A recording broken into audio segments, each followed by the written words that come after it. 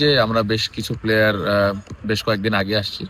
So এই অ্যাডজাস্টমেন্টটা আমাদের মাশাআল্লাহ ভালোভাবে হয়েছে। আমি আশা করছি যে ম্যাচের জন্য আমরা এখন পুরোপুরিভাবে প্রস্তুত।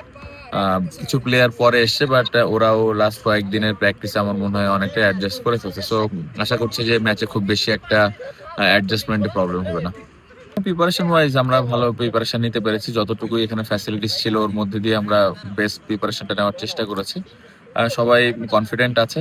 লাস্ট কয়েকটা সিরিজ আমরা ভালো ক্রিকেট খেলছি এবং আমি বিশ্বাস করি যে এই যে টেস্ট ম্যাচটা হবে এখানে আমরা ভালো কিছু করতে পারবো। না, এরকম কোনো কিছু না।